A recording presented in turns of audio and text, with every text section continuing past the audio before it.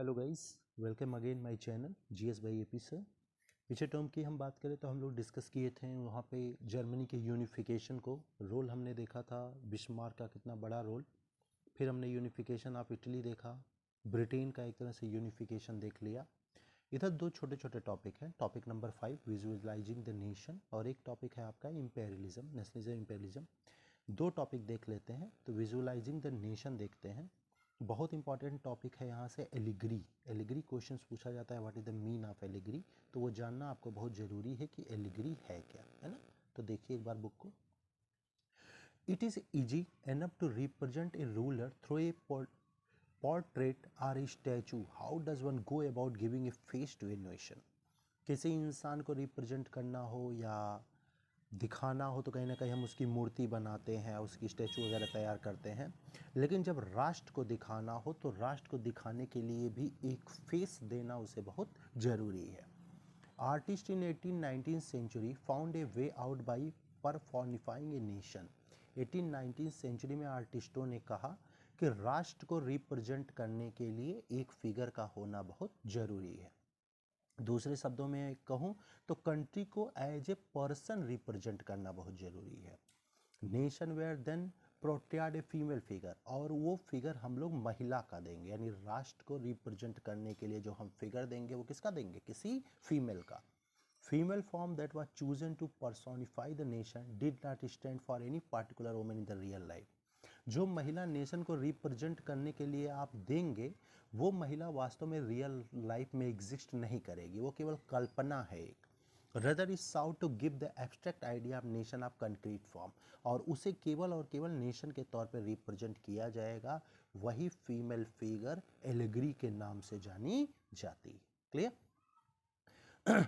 You will recall that during the French revolution, आपने देखा है कैसे फ्रेंच रेवोल्यूशन के दौरान वहाँ के आर्टिस्टों ने एक फीमेल एलिग्री का यूज़ किया जो लिबर्टी, जस्टिस और रिपब्लिक की कहीं ना कहीं सिंबल थी। These ideas way represented through specific object और सिंबल, वो निश्चित तौर पे एक अलग ही एक तरह से चीज़ें रिप्रेजेंट कर रही थी। एज यू रिमेंबर, क्या आपको याद है, the attribute of liberty are the red cap or the broken chain.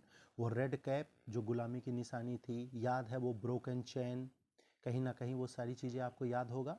Broken chain मतलब गुलामी से आज़ादी एक तरह से। Justice is generally blind folded women carrying a pair of waiting scale, कहीं ना कहीं महिला के द्वारा दिखाया गया किस प्रकार चीज़ें हमसे क्या हो रही हैं, एक तरह से हम लोग फ्री हो रहे हैं मोनार्की वगैरह से, है ना। Similar female allegory were invented by artist in 19th century represent the nation. 19th century में महिलाओं को एज ए एलिग्री के तौर पर रिप्रेजेंट किया जाने लगा। राइट साइड में देख सकते हैं, ऊपर फिगर है एक महिला के एलिग्री का, मैरियाना जी का, फ्रांस की हैं, और नीचे आपकी जर्मेनिया जी की है, जर्मनी में। ऐसे आपके भारत की कौन है, भारत माता। फ्रांस में मैरियाना बनाया गया, क्रिश्चियन नेम है। इसने कहीं ना कहीं पीपल्स को, सारे फ्रांस को एकजुट करने के लिए उनका एक तरह से नेशन सिंबल बन गया। His characteristic we are down from those of liberty, ये रिपब्लिक और लिबर्टी की निशानी थी। रेड कैप इन्हें पहनाया गया, ट्राई कलर इनका था, कॉकटेट था। मैरियाना का ऐसे स्टैचू देख लो, ये जर्मनी की कहीं ना कहीं नेशनल सिंबल है जो यूनिटी को दिखाती हैं, कहीं ना कहीं एक तरह से जर्मनी की पहचान है। मैरियाना का इमेज वहाँ के कॉइन और स्टाम्प पे भी हम देख सकते हैं। सिमिलरली जर्मेनिया जो है ये आपके जर्मन नेशन की हैं। जर्मेनिया आपको पता है ये क्राउन पहनी है, ओक लीव्स का, ओक बड़ा पवित्र पत्ता माना जाता है ना, उसका पहनी हुई है, और कहीं ना कहीं वो दिखा रहा है उनके हीरोइज्म को। सिंपल कहने का सेंस ये है। एलिग्री क्या होता है, एलिग्री एक प्रकार का सिंबल है जो राष्ट्र को रिप्रेजेंट करता है, यानी राष्ट्र कैसा है वही एलिग्री में रिप्रेजेंट किया जाता है ना। किसी उस मतलब राष्ट्र को ऐसे जिंदा इंसान समझ लो, मान लो, ये कहने की कोशिश की जा रही है यहाँ पे। क्लियर? लास्ट टॉपिक देख लेते हैं इसका। ये है आपका नेशनलिज्म इम्पेरियलिज्म, बहुत इंपॉर्टेंट टॉपिक, यहीं से क्वेश्चंस बनता है एज ए बालकन। तो पहले नेशनलिज्म और इम्पेरियलिज्म को समझना बहुत ज़रूरी है। नेशनलिज्म आप जानते ही हैं, जब आपके लिए आपका देश, धर्म, जाति, भाषा सबसे ऊपर हो जाए, आप अपने देश के सम्मान के लिए कुछ भी कर सकते हैं, देश की रक्षा के लिए कुछ भी कर सकते हैं, वो जो सोच होता है वो नेशनलिज्म की सोच होती है। इम्पेरियलिज्म क्या है, आक्रमणकारी, एक राष्ट्र दूसरे राष्ट्र पे अटैक करके अपने रीजन को बढ़ाने की कोशिश कर रहा है, ज़्यादा से ज़्यादा रीजन अपने अंडर में लाने की कोशिश कर रहा है, इसे हम इम्पेरियलिज्म के नाम से जानते हैं। Last quarter of the 19th century, nationalism no longer retained its idealistic liberal democratic sentiment of the first half of the century but became a narrow creed with limited end. Nationalism बड़ी अच्छी बात है, लेकिन nationalism ज़रूरत से ज़्यादा हो जाए ना तो निश्चित तौर पे बड़ी प्रॉब्लम होती है। डेमोक्रेसी ज़रूरत से ज़्यादा हो जाए तो भी बड़ी प्रॉब्लम होती है। कुछ ऐसा है एग्जाम्पल हम आगे देखेंगे। During this period, nationalist group became increasingly intolerant of each other and every ready to go to war. Nationalism पाने के लिए हर हाल में लोग वार करने के लिए क्या है, तैयार हैं। Major European power in turn manipulated and nationalist aspiration of the subject peoples in Europe to further their own imperialist aim. अपने नेशनलिज्म को फीलिंग को पूरा करने के लिए ये यूरोपियंस कंपनियां एंट्री कर रही हैं दूसरे देशों में, उन्हें अपने अंडर में लाएंगी और उसे नेशनलिज्म की सोच कहेंगे, है ना। एक तरह से वहाँ के नेशनलिज्म का ये सब फ़ायदा उठाएंगे और एक तरह से इन्हें अपने अंडर में लाने की कोशिश करेंगे। तो वही कह रहा है कि नेशनलिज्म कभी कभी निगेटिव पॉइंट क्रिएट कर देता है ना। अब मेन जो चैप्टर है वो ये है, मेन टॉपिक जो है वो ये है, ध्यान से देखना। Most serious source of nationalist tension, सबसे बड़ा जो नेशनलिस्ट टेंशन है यूरोप का 1871 में, जो उस समय उसे हम बाल्कन के नाम से जानते थे। बाल्कन एक रीजन है जिसमें ये सारी कंट्रियाँ आती हैं। प्रेजेंट डे में जो है रोमानिया, बुल्गारिया, अल्बानिया, ग्रीस, ये सारे देश आ जाते हैं आपके बाल्कन रीजन में। प्रेजेंट टाइम में ये सब नाम है, उसमें ये सब मिलके बाल्कन रीजन के नाम से जाने जाते थे। मोंटेनेग्रो, ये सब whose inhabitant were broadly known as Slavs, यहाँ जो सबसे बड़ी जाति रहती थी वो किसकी रहती थी, स्लाव्स की। Large part of Balkan was control the Ottoman, अधिकतर बाल्कन जो रीजन है वो ऑटोमन एम्पायर के अंडर में था। Spread of idea of romantic nationalism, यहाँ रोमांटिक नेशनलिज्म का प्रचार प्रसार होने लगा। Balkan together with the disintegration of Ottoman empire made this region very explosive, और कहीं ना कहीं इनके रोमांटिक यानी नेशनलिज्म की फीलिंग ने बड़ा ही टफ सिचुएशन क्रिएट कर दिया। ऑटोमन एम्पायर के लिए ये बर्दाश्त नहीं कर पा रहे थे। All through the 19th century, Ottoman Empire had sought to strengthen itself through modernization and internal reform, but with very little success.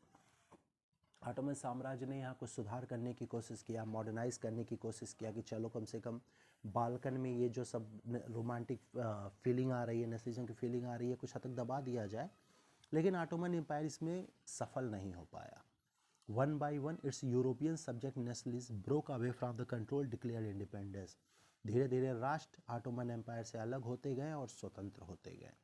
Balkan people based their claim for independence or political right on nationality and used history to prove that they had once been independent but had subsequently been subjugated by foreign power.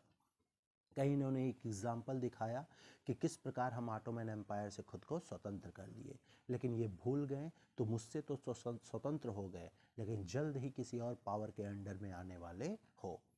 Rebellious nationalists in the Balkan throw out their struggle to attempt to win back their long lost independence. उसके बाद जिसके under में जाओगे उससे स्वतंत्रता लेने के लिए तुम्हें एक लंबी लड़ाई लड़नी होगी। ठीक, चलिए स्वतंत्र हो गए एक तरह से ऑटोमन एम्पायर से। फिर आगे देखते हैं क्या हो रहा है। The different Slavic nationalist struggle to defend their identity and independence, Balkan area became an area of intense conflict. अब ये बाल्कन रीजन में रहने वाले जो स्लाविक थे ना, ये खुद आपस में झगड़ा करने लगे। अपनी खुद की पहचान, खुद की आइडेंटिटी बनाने के लिए इनके बीच में एक कन्फ्लिक्ट क्रिएट हो गया। Balkan state were fiercely jealous for each other, वो एक दूसरे से ज्वेलस करते थे और हर एक ज़्यादा से ज़्यादा टेरिटरी अपने अंडर में लेना चाहता था। मैटर्स वेयर फर्दर कॉम्प्लिकेटेड, ये मैटर जब और कॉम्प्लिकेटेड हो गया जब यहाँ बड़े बड़े कंट्रियाँ एंट्री करने लगी। During this period there was intense rivalry among the European, क्योंकि इस समय यहाँ यूरोपियंस पावर एंट्री कर रही है और बाल्कन के एक एक रीजन को अपना कॉलोनी बनाना शुरू कर रही है। कौन कौन कंट्रियाँ आ रही हैं, रसिया, जर्मनी, इंग्लैंड, ऑस्ट्रो हंगरी, ये सब यहाँ आ रही हैं और इनके लड़ाई का फ़ायदा उठा के एक एक करके बाल्कन रीजन को अपने अंडर में क्या कर रही हैं, ला रही हैं। दिस, और यही इनको अपने अंडर में लाना, यही आपके बाबू फर्स्ट वर्ल्ड वार की शुरुआत है जो 1914 में स्टार्ट हुआ और 1980 में जाके ख़त्म। Nationalism align with imperialism, nationalism imperialism में बदल गया 1914 में और बनकर आया एक बहुत बड़ा त्राही जिसे हम लोग फर्स्ट वर्ल्ड वार के नाम से जानते हैं। Meanwhile, many countries in the world which had been colonized by the European power in the 19th century, क्योंकि इस समय केवल बाल्कन नहीं, तमाम रीजन थे जो यूरोपियंस पावर के अंडर में कॉलोनी के तौर पे हो चुके थे और सब राष्ट्रों को अब स्वतंत्रता चाहिए थी और इसी के लिए हुआ बड़ा बड़ा वार जिसे आप फर्स्ट वर्ल्ड वार के नाम से जानते हैं। The anti imperial movement that developed everywhere by nationalist, हर एक जगह पे एंटी इम्पेरियल मूवमेंट चलाया गया, यानी इम्पेरियलिज्म के खिलाफ नेशनलिस्टों द्वारा मूवमेंट चलाया गया। सबका एक ही मकसद, हमें स्वतंत्र करिए और नेशन स्टेट हमें बनने दीजिए। सब ने अपना कलेक्टिव नेशनल यूनिटी बनाया और इम्पेरियलिज्म के खिलाफ एक बहुत बड़ी लड़ाई लड़ी। Europeans' idea of nationalism were replicated for people everywhere developed their own specific variety of nationalism. सब imperialism का झोला उतार कर अपने अपने नेशनलिज्म की भावना को ला रहे थे और इस प्रकार सोसाइटी में नेशन स्टेट का फॉर्मेशन होने लगा जो नेचुरल और यूनिवर्सल था। क्लियर? ये है बाबू आपका इम्पेरियलिज्म, नेशनलिज्म। यहाँ मेन जो टॉपिक है वो बाल्कन रीजन का ही क्वेश्चन आपसे पूछता है, 2 नंबर या 3 नंबर में बनाएगा, उसको आप ध्यान में रखिएगा, बहुत इंपॉर्टेंट है। एक्सरसाइज बड़े आराम से कर सकते हैं, अगर आपने चैप्टर पढ़ा है तो एक्सरसाइज करने में आपको कोई प्रॉब्लम नहीं होगी। हिस्ट्री का ये फर्स्ट चैप्टर आपका कंप्लीट हो चुका है पूरी तरह, बिल्कुल इसको पढ़ के आप तैयार किए रहिएगा, बार बार वीडियो देखिएगा जिससे सब कंटेंट आपको क्लियर होता रहे। चैनल सब्सक्राइब जरूर करिएगा जीएस बाई एपी सर, जैसा मैंने आपसे प्रॉमिस किया था कि आपके हिस्ट्री के एक चैप्टर कंप्लीट होने के बाद आपके मैथ के चैप्टर स्टार्ट करूंगा। तो कल से जो वीडियो जाएगा वो आपके क्लास 10th के मैथ का वीडियो जाएगा, 1-2 चैप्टर मैथ का करने के बाद फिर से क्लास 9th का मैथ और हिस्ट्री देखा जाएगा। और जल्दी कोशिश करूँगा एक दिन में कम से कम एक कंपटीशन का और एक एकेडमी का 2-2 वीडियो जाता रहे, जिससे कंपटीशन वाले बच्चों को भी कोई प्रॉब्लम ना हो, वो भी आसानी से अपना टॉपिक देख सकें और जो एकेडमी की तैयारी कर रहे हैं एकेडमी वाले बच्चों को भी कोई परेशानी ना हो। तो नेक्स्ट टाइम पे हम ऐसा ही कोशिश करते हैं। चैनल सब्सक्राइब करना मत भूलिएगा, जीएस बाई एपी सर। कल मिलते हैं आपके मैथ के क्वेश्चन के साथ। Thank you.